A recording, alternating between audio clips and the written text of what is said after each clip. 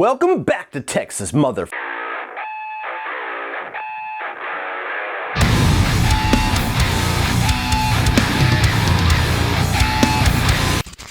So Texas Chainsaw Massacre tells the story of a group of influencers trying to buy and revitalize an abandoned Texas town, and unknowingly, they bring back the killer instincts of Leatherface. What is up, everybody? And we finally have the newest edition, the newest attempt at rebooting the Texas Chainsaw Massacre franchise. This one is exclusive to Netflix, and it is live right now. If you're seeing me on screen right now, you can watch the rest of this review after you go and watch the movie on Netflix. Now, I'm somebody who is not the biggest fan of this franchise, I need to admit. I've done a review of every single one of these movies years ago. I've ranked the franchise a number of times, as well as the different variations of Leatherface, and I will redo those rankings here in the next couple of days.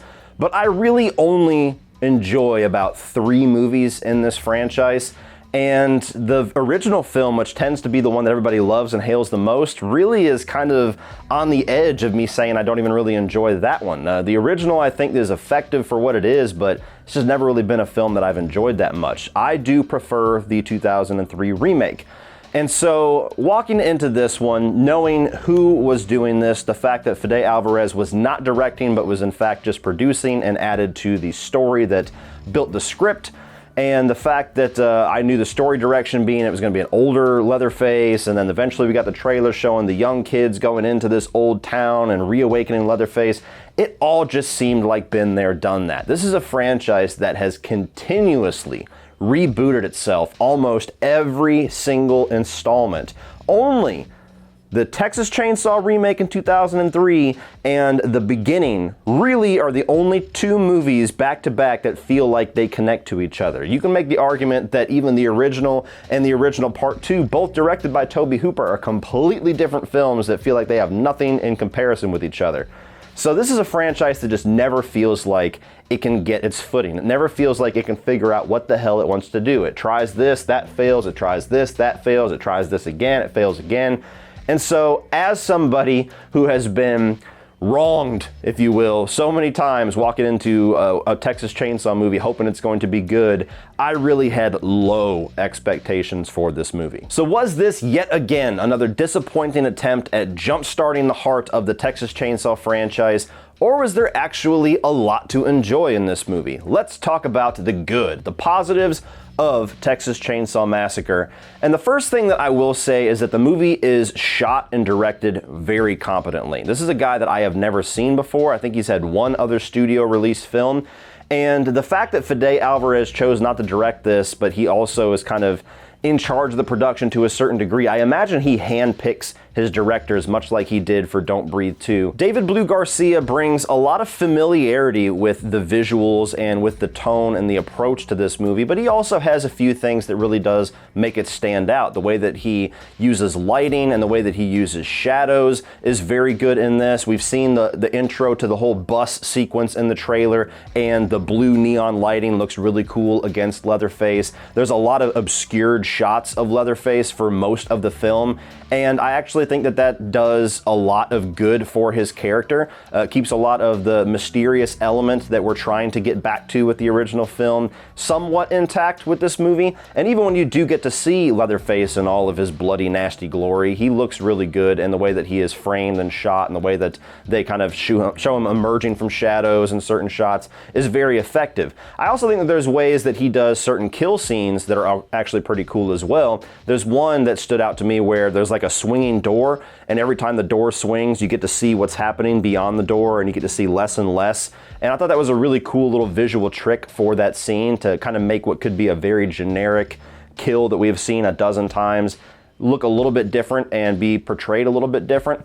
So stylistically, visually, with the lighting, everything like that, I think it was actually a pretty well-directed movie. I also thought that the setup and the premise and the eventual explanation of how we have brought Leatherface back was actually pretty decent. You know, they have the whole storyline with these young influencers. 2 of them are chefs. They're a little unclear about exactly what their plans are, what this town is, but they're these modern young people coming into this abandoned trash town that's pretty much all derelict, and they're trying to revitalize it and make this little corner of Texas their own and start to have restaurants and everything. Just doing that plot development, quite literally, land development, that we see a lot, at least in more modern cities nowadays. So that made sense of how we get these people there to this little town. And the explanation of why Leatherface is there and what exactly sets him off, I also thought was done pretty well. What are you doing in our house? You really shouldn't be here.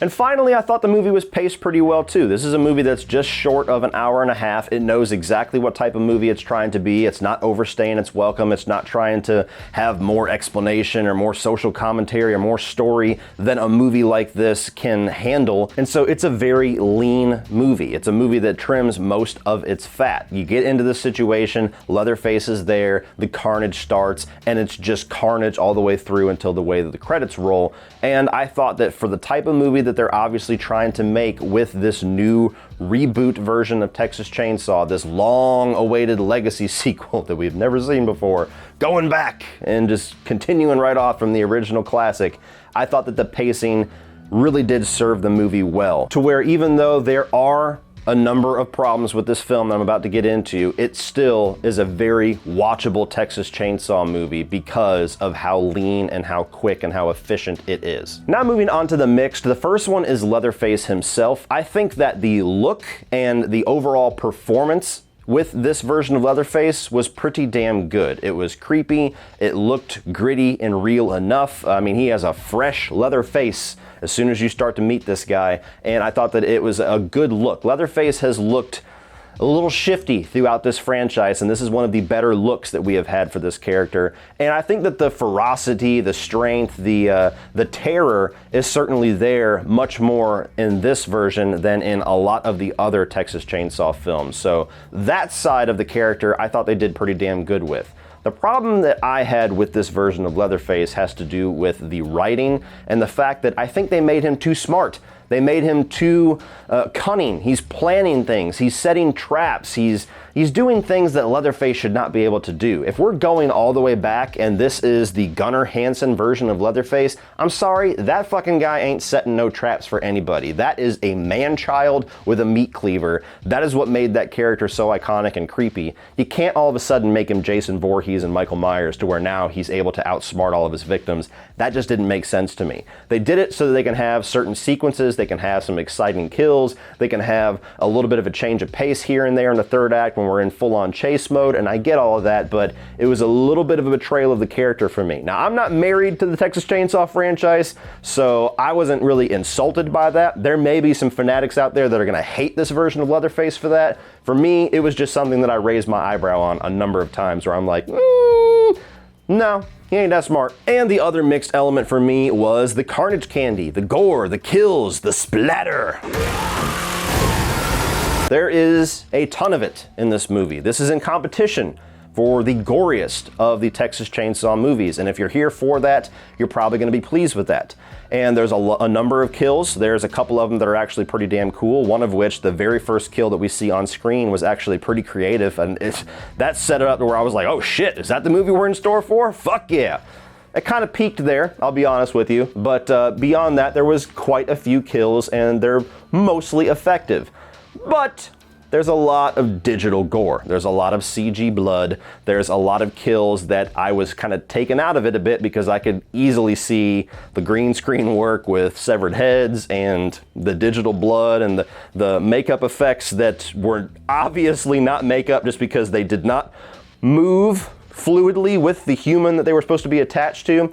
And so that's just kind of a pet peeve for me, for somebody that loves blood, loves gore, loves the carnage in their slasher films. I like practical work. I don't like CG work. I think that horror movies, above all else, need to stick to practical work above CG work. So if you're somebody that really gets annoyed by CG blood, prepared to be annoyed like a motherfucker. Now moving on to the negatives, and unfortunately my first instinct was 100% correct in the fact that this movie has almost nothing new to say, nothing new to add, nothing new to show us that we have not already seen done in this franchise before.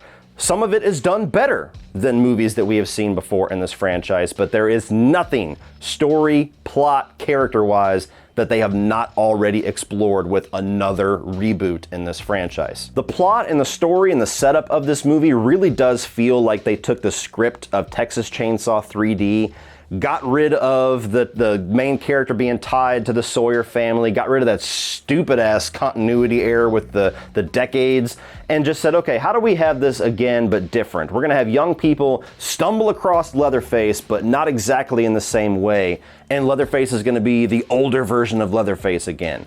So it's right there. It's beat for beat Texas Chainsaw 3D, but it's done a lot better than Texas Chainsaw 3D, I will say that.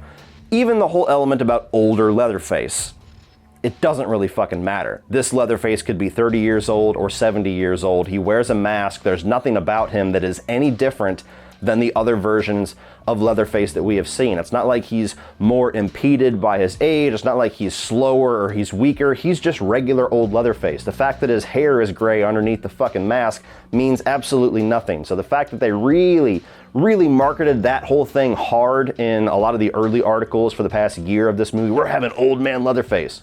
Who gives a fuck? Even the whole element of bringing Sally Hardesty back as this legacy character, that she has been hunting down Leatherface for the past 30, 40 years, and now she's finally going to come face to face with him again.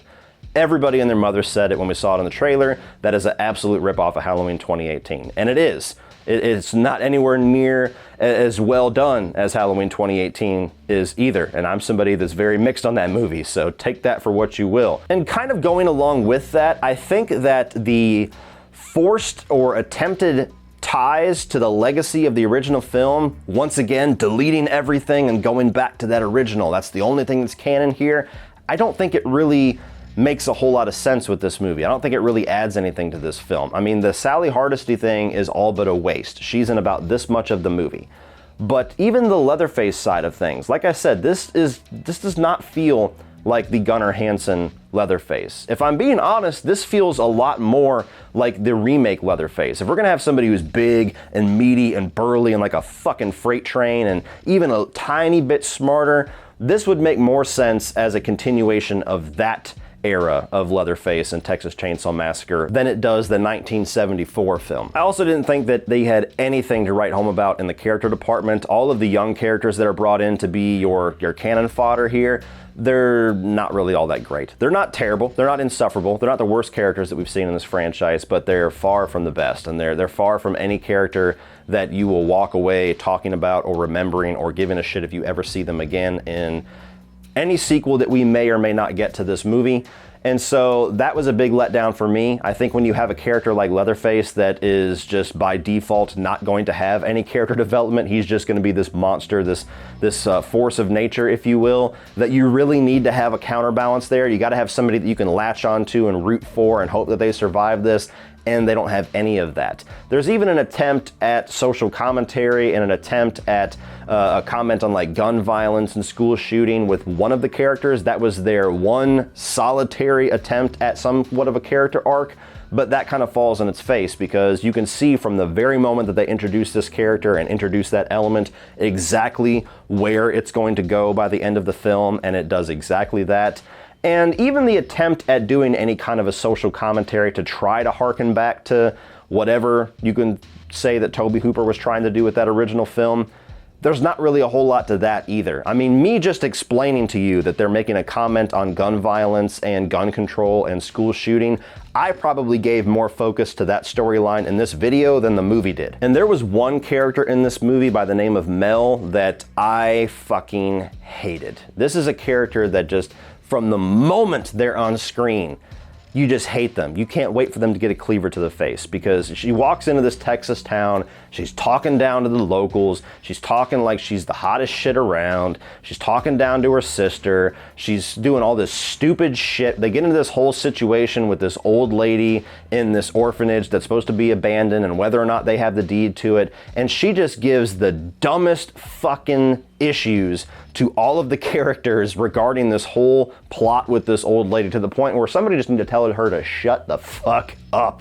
We're here to do some business, go in a corner and cry about it. And that's just a subtle art. You know, there's always attempts to have a character like that in a horror movie, and I think that there's a way to do it where that character is charming and kind of a little bit entertaining for how shitty of a person that they are, and then there's the ones that just annoy you and make you roll their eye every time they're on screen. You're like, oh, just shut up. So overall, guys, this is a perfectly watchable, decent Texas Chainsaw Massacre movie. If you wanted a rejuvenation of the franchise to bring it back to its heyday, this is not it. If you feared that this was going to be an absolute piece of shit that's going to make Texas Chainsaw 3D look like a masterpiece, this certainly is not that. It fits very comfortably somewhere in the middle of this franchise. And you know what? I don't even really know if that's disappointing for me at this point. I don't really know what to expect from a Texas Chainsaw Massacre movie anymore. So, as a fairly generic run-of-the-mills slasher film that is carnage-filled with a pretty damn good version of Leatherface for the most part,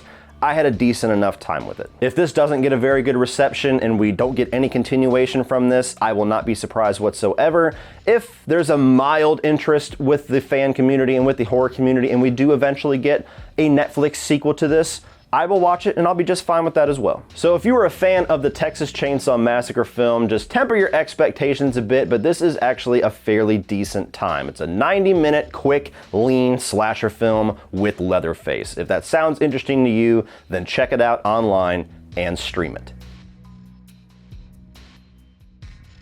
So what do you guys think of Texas Chainsaw Massacre? What were your expectations for this movie, first of all, and where did it land for you? Do you like this lean, basic slasher attempt, this slasher direction for a Leatherface movie, or do you want something to go back to more the exploitation, or you want a little bit more story, or what exactly are you missing from this movie? Let me know all of your thoughts down below, guys, and we will talk about it. Please like and share this video. Hit that subscribe button if you have not already. Like I said, I have a backlog of all of my Texas Chainsaw reviews that I probably linked at some point in this video, but I'm also going to be updating my ranking of all of the films, which now we have 9, and I'm also going to re-rank all of the different iterations of Leatherface. So if you're a fan of the Texas Chainsaw Massacre, hit the subscribe button. Don't miss out on the carnage of the next couple of days. Thank you guys for watching as always, and remember, opinions are like assholes, but that doesn't mean that you have to be.